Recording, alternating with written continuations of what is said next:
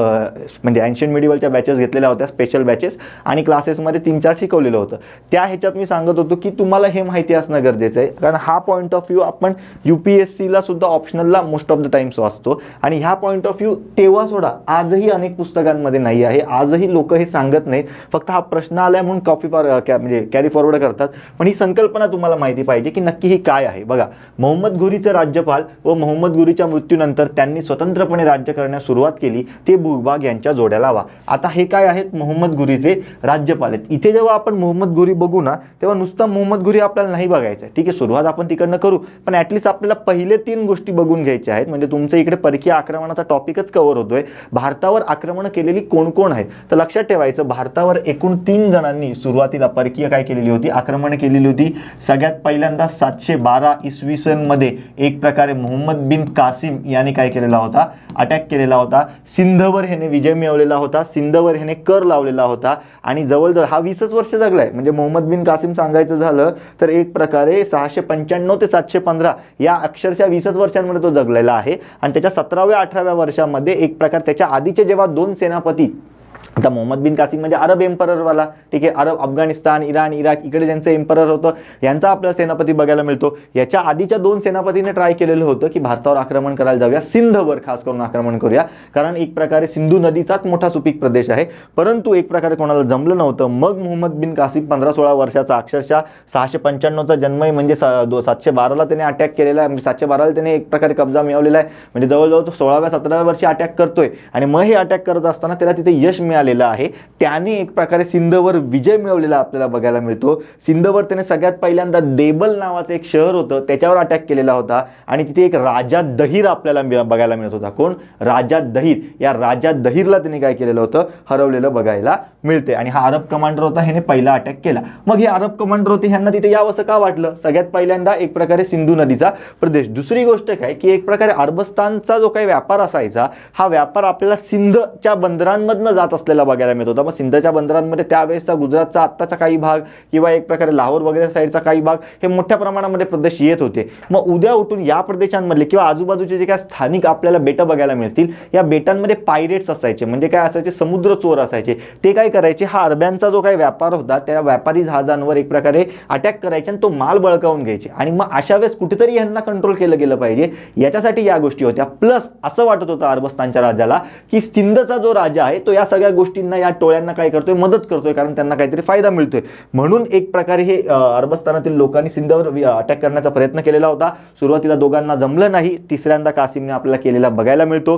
परंतु एक प्रकारे ह्याने हा अटॅक केल्यानंतर हा तिथेच थांबला, हा पुढे जाऊ शकला नाही. का? तर ह्याच्यासाठी महत्त्वाची गोष्ट म्हणजेच काय, 3 व्यक्ती आपल्याला बघायला मिळतात. एक म्हणजे बाप्पा रावल नावाचा एक राजा होता, दुसरं म्हणजे नागभट्ट नावाचा राजा होता जो गुर्जर प्रतिहार राजपुतानाचा बघायला मिळतो, आणि तिसरा म्हणजे चालुक्य राजा विक्रमादित्य दुसरा.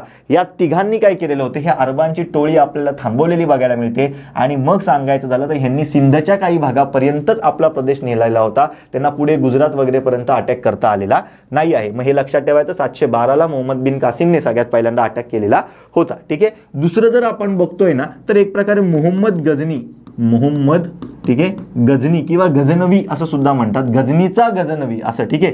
मग मोहम्मद गजनी आपण बघतो, याने एकूण जर सांगायचं झालं तर इसवी सन 1000, ठीक आहे, किती, इसवी सन 1000 ते एक प्रकारे इसवी सन कन्सिडर करत असताना 1027 पर्यंत, किती, 1027 पर्यंत भारतावर 17 स्वाऱ्या केलेल्या आपल्याला बघायला मिळतात. आणि मुळात लक्षात ठेवा, याचा हेतू काय आहे भारतावर अटॅक करायचा, की बाबा एक प्रकारे व्यापारामध्ये जी काही त्रास होतोय, ज्या एक प्रकारे पायरेट्स आहेत त्यांच्यापासून त्यांना थांबवायचं. दुसरी गोष्ट काय आहे ते म्हणजे हा एवढाच होता. दुसरी आपण बघतो की मोहम्मद गजनीचा एक प्रकारे काय होता अटॅक करण्याचा हेतू, तर त्याला मोठ्या प्रमाणामध्ये सत्ता पाहिजे होती. सत्ता आणि कशामुळे येत होती, तर मोठ्या प्रमाणामध्ये मालमत्तेने येत होती. मग ही मालमत्ता करण्यासाठी, लूट करण्याच्या उद्दिष्टाने एक प्रकारे मोहम्मद गजनीने अटॅक केलेला होता. याने 17 स्वाऱ्या केलेल्या होत्या या 27 वर्षांमध्ये. आणि सगळ्यात महत्त्वाचं म्हणजे काही ठिकाणी 16 स्वाऱ्या सुद्धा आहेत, नाही 17 स्वाऱ्या केलेल्या आहेत.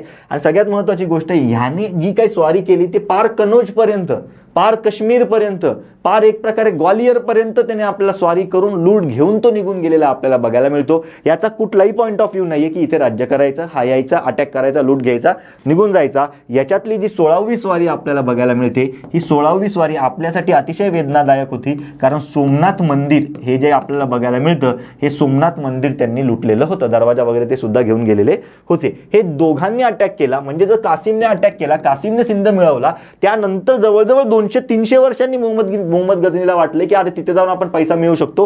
का? कारण यांचा कंट्रोल अजून आहे तिथे, ऑब्व्हियसली कासिमचा नाहीये, त्याच्या उत्तराधिकाऱ्यांचा आहे.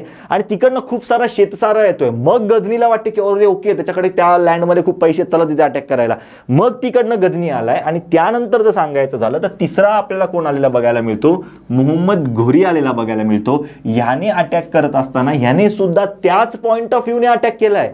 याला सुद्धा मालमत्ताच हवी आहे, लूटच करायची आहे. कुठल्याही पद्धतीने तो आता असा विचार करून नाही आला की मी येतो आता इथं राज्यच करतो, अजिबात असं झालेलं नाहीये. हा आलेला आहे. आणि ह्याने काय केलेले बघायला मिळतात, अटॅक करत असताना ह्याचे त्यावेळेस तत्कालीन परिस्थिती बदलली आहे. म्हणजे जर तुम्ही इथे बघाल तर 712 पासून एक प्रकारे दिल्ली सल्तनतची स्थापना होईपर्यंत टेक्निकली फुल रूलर नाहीये आपल्या देशाला. वेगवेगळ्या टप्प्यांमध्ये आपले काय झालेले आहेत, एक प्रकारे विभाजन झालेली आहेत. खास करून उत्तर भारतामध्ये मोठ्या प्रमाणामध्ये राजपुताना एक क्लॅन्स एक प्रकारे त्यांनी स्वतःचं राज्य निर्माण केलेलं आहे. मग त्यांच्यामध्ये असणारे अंतर्गत भेद या सगळ्या गोष्टी बघता हा सुद्धा अटॅक करायला आलेला आहे. आणि ह्या एक प्रकारे अटॅक करत आलेला असताना 1192 ही सगळ्यात महत्वाची गोष्ट आहे. 1192 ला जर सांगायचं झालं तर एक प्रकारे तराईंची युद्ध झालेले होते. काही ठिकाणी असा उल्लेख आहे 1191 आणि 1192 ला असं युद्ध झालं, हेही बरोबर आहे. 1191 ला सगळ्यात पहिल्यांदा युद्ध झालं तराईंचं, त्याला बॅटल ऑफ टेरेन असं सुद्धा म्हणतात. तराईन म्हणजे काय कुठली जागा नाहीये, तराईचा प्रदेश आपण म्हणतो ना, तो तराईच्या प्रदेशामध्ये युद्ध झालेलं होतं. या पहिल्या युद्धामध्ये त्यावेळेस आता सिच्युएशन कशी आहे, हे युद्ध कोणाकोणामुळे झालं, मोहम्मद घोरी आणि राजपुताना यांच्यामध्ये झाले. पण ह्याच्यातही सिच्युएशन आपल्याला बघायला मिळते, जेवढे काही राजपुताना आपल्याला राजे बघायला मिळतात त्यांच्यामध्ये सगळ्यात स्ट्रॉंग आपल्याला कोण बघायला मिळतं, तर आपल्याला चौहान बघायला मिळतात. ठीक आहे, त्यावेळेस पृथ्वीराज होता आणि चौहान बघायला मिळतात. त्यानंतर सगळ्यात मोठे आपल्याला कोण बघायला मिळतात, तर कनौजचे गहडवाल बघायला मिळतात. कनौजचे गहडवाल. आणि असं सांगितलं जातं की चौहान आणि गहडवाल यांच्यामध्येच वाद होते, कारण ऑब्व्हियसली स्ट्रॉंग आहे, एक मोठा आहे. आणि असंही पुढे जाऊन काही इतिहासकार म्हणतात की संयोगिता ही जी आपल्या पृथ्वीराज चव्हाण यांची पत्नी आहे ती गहडवाल फॅमिलीला बिलॉंग करते. आणि गहडवाल फॅमिलीचा विरोध असताना सुद्धा त्यांनी एक प्रकारे लग्न केलेलं होतं. त्यामुळे गहडवाल फॅमिलीला एक प्रकारे त्यांनी चौहानला मदत केलेली नव्हती. आणि पहिल्या युद्धामध्ये चौहान हा एकटा लढलेला आहे. ठीक आहे, ॲज अ क्लॅन म्हणून. ठीक आहे, पृथ्वीराज चव्हाण हे त्याचं नेतृत्व करत होते. आणि पृथ्वीराज चव्हाण यांनी नेतृत्व केलेलं असताना पहिल्या युद्धात त्याने मोहम्मद घोरीचा पराभव केलाय. आणि त्या पराभवामध्ये मदत करत असताना पृथ्वीराज चव्हाणचे 2 मोठे सेनापती आपल्याला बघायला मिळतात, एक खंडेराय आणि गोविंदराय.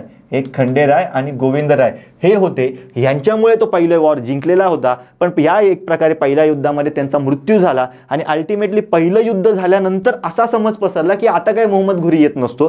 पण मोहम्मद घोरीने जो इगो इश्यू केला आणि तेवढ्यातच एक प्रकारे पुन्हा चौहान एक कन्सिडर करायचं झालं तर जेव्हा गाफील असताना पूर्ण क्लॅन ॲज अ संदर्भामध्ये घोरीने अटॅक केला आणि त्यानंतर दुसऱ्या तराईंच्या युद्धामध्ये चौहान यांचा पराभव आपल्याला केलेला बघायला मिळतो. आणि त्यानंतर सिच्युएशन काय झाली, सगळ्यात स्ट्रॉंगेस्ट क्लॅन जे होतं ते हरलेलं आहे मोहम्मद घोरी समोर. त्यामुळे बाकीचे जे काही क्लॅन्स आपल्याला बघायला मिळतात, खास करून जे चौहानांना मानायचे, तर त्यांनी एक प्रकारे काय केलेलं होतं, तर एक शरणागती पत्करलेली बघायला मिळते. किंवा त्यांनी एक प्रकारे कन्सिडर करत असताना त्यांनी एक प्रकारे कन्सिडर करत असताना काय आहे की मान्य केलेलं आहे मोहम्मद घोरीचं अस्तित्व. पण मग पुन्हा एकदा सगळ्यात मोठे कोण होते, गहडवाल होते.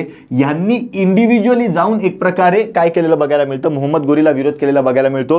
त्यांच्यामध्ये सुद्धा वॉर झालेली बघायला मिळते. आणि जयचंद आपल्याला तिकडे बघायला मिळतात, राजा जयचंद. आणि ह्या युद्धामध्ये सुद्धा गहडवाल हरलेले होते, कारण टेक्निकली दोन्ही इंडिव्हिज्युअली लढले. त्यावेळेस सुद्धा जर हे दोन्ही एकत्र लढले असते तर मोहम्मद घोरी येऊच शकलं नसते. हे दोन्ही ग्रेट व्यक्तिमत्व होते किंवा दोन्ही ग्रेट आपल्याला राजे बघायला मिळत होते यांच्या काळामधले. मग हे सगळं झालं, एकटे लढलेले होते. मोहम्मद घोरी इथे जिंकला.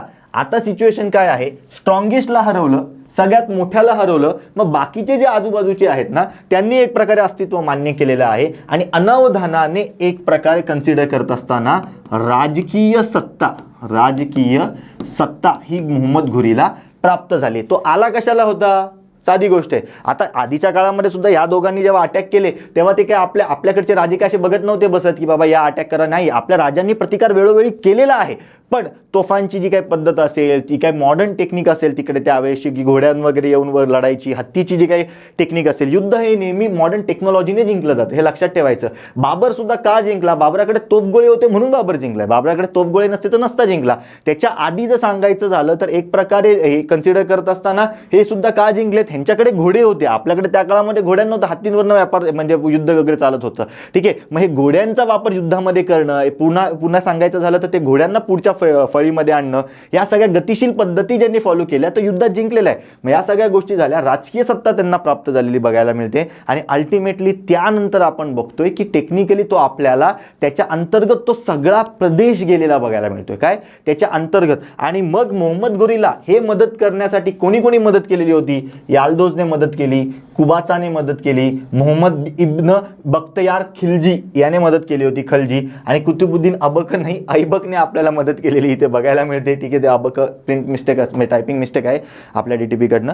मग ते अबक नाही, ऐबक याने मदत केलेली होती. ठीक आहे, आणि ऐबक जर सांगायचं झाला तर हा त्याचा एक प्रकारे आवडता लेफ्टनंट होता, आवडता त्याचा डेप्युटी होता, आवडता त्याचा पहिला एक राईट हँड माणूस म्हणतो ना तसा आपल्याला बघायला मिळतो. आणि सिच्युएशन काय झालेली होती की मोहम्मद घोरी वॉज व्हेरी क्लिअर की मला थांबायचंच नाही, मला सत्ता करायलाच नव्हतं आलो मी, मुळात ही साधी गोष्ट आहे. आणि मग त्याचा आपल्याला मृत्यू झालेला बघायला मिळतो. आणि त्याचा मृत्यू झाल्यानंतर एक प्रकारे कन्सिडर करत असताना त्याने त्याचा प्रदेश संपूर्ण त्याच्या 4 लोकांमध्ये वाटून दिला. मग ह्या प्रदेशाच्या बाबतीमध्ये वाटत असताना सिच्युएशन कशी निर्माण झाली आता नीट बघा की एक प्रकारे हा समजा आपला, ठीक आहे, हा भारत आहे, हा भारताचा इकडचा उत्तरेकडचा भाग आहे, इकडे राजपुताना वगैरे प्रदेश मिळालेला आहे. तर ह्याच्यात कन्सिडर करत असताना दिल्ली इकडे, तिकडे हा मोहम्मद घोरी हा काय आहे, निघून गेलेला आहे. मुळात तो त्याचा व्यवहार काय करत होता, 1206-7ला त्याचा मृत्यू झालेला आहे. त्याच्या आधी 1203ला त्याच्या भावाचा मृत्यू झाला. आणि आतापर्यंत त्याला सर्व मदत त्याच्या भावाने सुद्धा वेळोवेळी केलेली आहे. पण सिच्युएशन आपल्याला अशी झालेली बघायला मिळते की एक प्रकारे दिल्ली इकडे आहे, त्याच्या मृत्यूनंतर काय झालेलं होतं आणि सुरुवातीलाच त्याने वाटप केलेलं बघायला मिळतं. त्याने या 4 ठिकाणी आपल्या साम्राज्याचं वाटप केलं. सगळ्यात त्याचा आवडीचा व्यक्ती कोण होता? कुतुबुद्दीन ऐबक होता. त्याला त्याने साम्राज्याचं सेंटर पद दिलं, ते म्हणजे दिल्ली.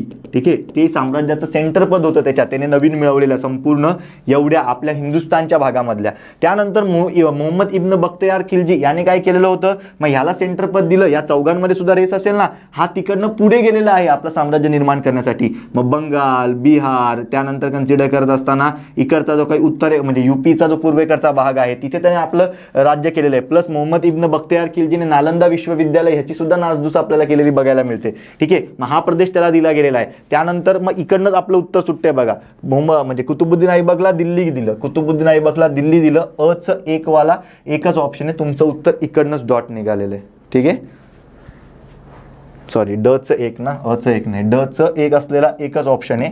इकडनं त्याला काय आपण बघतोय की एक प्रकारे ऑप्शन क्रमांक 1 बघायला मिळते. मग काय बघतोय आपण, याल्दोजला कुठला प्रदेश दिलेला होता? अफगाण पर्वतीय प्रदेशांचा, म्हणजे इकडचा जो हिंदुकुशचा प्रदेश होता, जिकडनं ते आलेले होते, खैबर खिंड वगैरे जिकडे आपण बघतो. ठीक आहे, आणि तिकडचा प्रदेश कोणाला दिला? याल्दोजला दिला गेलेला बघायला मिळतोय. कुबाचा होता, या कुबाचाला कुठला प्रदेश दिलेला होता? सिंधूचा प्रदेश, म्हणजे इकडचा जो काही त्याच्या खालचा जो काही खैबर म्हणजे अफगाणी खिंड आहे त्याच्या खालचा जो प्रदेश आहे तो त्याला दिला गेला. त्यानंतर इकडचा अख्खा सगळ्यात मोठा मेजर सेंटर प्रोजेक्ट होता तो कोणाला दिला गेला? तर एक प्रकारे कुतुबुद्दीन ऐबकला देण्यात आला. आणि बख्तियार खिलजीला कन्सिडर करायचं झालं तर एक प्रकारे बंगालचा प्रदेश देण्यात आला. या पद्धतीने त्याने काय केलेलं होतं, आपलं साम्राज्य वाटलेलं होतं. त्यानंतर त्याचा मृत्यू झालेला बघायला मिळतो. आणि आपल्याला सांगायचं तर मध्ययुगीन काळामध्ये पहिला परकीय शासक, ठीक आहे, की ज्याने आपल्या नावाने नाणं चालवलं तो सुद्धा आपल्याला कोण बघायला मिळतो? तर मोहम्मद घोरी बघायला मिळतो. आणि तो इथे आला आणि त्याला कळालं आणि तीच शिकवण त्याने आपल्या आपल्या नंतरच्या प्रेडिसर्सला दिलेली, सक्सेसर्सला दिलेली बघायला मिळते की काय आहे की इकडच्या लोकांशी साधर्म्य साधा, इकडच्या कल्चरला फॉलो करा, इकडच्या लोकांना आपलंसं करा, ही संकल्पना त्याने राबवलेली होती. इवन मोहम्मद घोरीने त्याच्या नाण्यावर हिंदू देवी देवता यांचे चित्र सुद्धा आपल्याला एक प्रकारे प्रिंट केलेले बघायला मिळतात. त्यानंतर त्याने स्वतःचं चित्र सुद्धा आपल्या ह्याच्यावर टाकलेलं होतं. प्लस तो जे नाणं चालवायचा तो त्या नाण्यावर अभिमानाने लिहायचा, काय तर दिल्लीवाला, काय लिहायचा? दिल्लीवाला नावाचं नाणं त्याने आपल्याला चालवलेलं बघायला मिळतं. म्हणजे अशा पद्धतीने मोहम्मद मोहम्मद घुरी याने काय केलेलं बघायला मिळतं, तर एक प्रकारे अटॅक केलेला बघायला मिळतो आणि त्याला ते अनावधानाने साम्राज्य प्राप्त झालेलं होतं. मग त्यानंतर एक प्रकारे स्ट्रॉंगेस्ट कोण राहिलं या चौघांमध्ये, चांगला प्रदेश होता म्हणून ऐबक राहिलेलं बघायला मिळतो. ऐबकाने आजूबाजूच्या ह्या लोकांवर सुद्धा काय केलेला होता, आपला कंट्रोल केलेला होता आणि ऐबकाने मग टेक्निकली सांगायचं झालं तर दिल्ली सल्तनतची स्थापना केलेली आहे. पण कुतुबुद्दीन ऐबक हा खूप जास्त लॉयल होता. कोणाशी, तर मोहम्मद घुरीशी. कारण मोहम्मद घुरीने कोणाला दत्तक घेतलेलं होतं, तर कुतुबुद्दीन ऐबकला स्लेव्हरीमधनं म्हणजे एक प्रकारे गुलामांमधनं दत्तक घेतलेलं होतं. आणि त्याच्याही पुढे जाऊन जर सांगायचं झालं तर कुतुबुद्दीन ऐबकने नंतर कोणाला दत्तक घेतलेलं आपल्याला बघायला मिळतं, इल्तमश याला दत्तक घेतलेलं बघायला मिळतं. 2016च्या राज्यसेवेला हा प्रश्न आलेला होता. म्हणजे एक प्रकारे मोहम्मद घुरी हा सुद्धा स्लेव्ह होता, त्याला तिकडच्या एका राजाने दत्तक घेतलं, त्यानंतर त्याने कुतुबुद्दीन ऐबकाला दत्तक घेतलं आणि कुतुबुद्दीन ऐबकाने मग इल्तमशला दत्तक घेतलं. मग हा लॉयल होता कुतुबुद्दीन ऐबक, म्हणून त्याने जे काही राज्य केलं त्यानंतरच्या आजूबाजूच्यांवर जे आपण म्हणतो ना दिल्ली सल्तनत वगैरेची स्थापना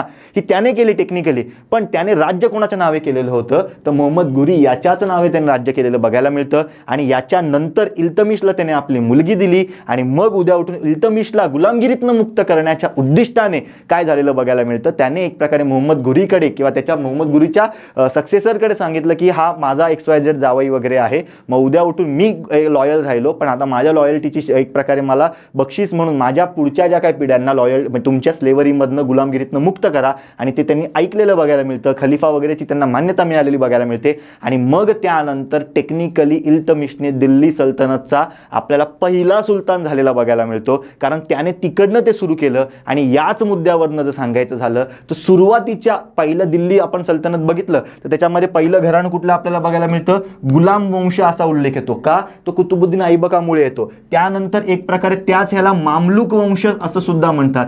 का, कारण गुलामगिरीतनं त्याने कोणाची मुक्तता केलेली आहे, इल्तमिशची. आणि इल्तमिश कुठल्या वंशाचा होता, मामलूक वंशाचा. मग इकडनं मामलूक वंशाची स्थापना झालेली आपल्याला बघायला मिळत आहे. हे या पद्धतीचा इतिहास आहे. इकडनं एवढं लक्षात राहिलं तरी it will be more than enough. ठीक आहे, ऑलमोस्ट तुम्हाला लेक्चरचा 20% भाग सांगितलेला आहे. ठीक आहे.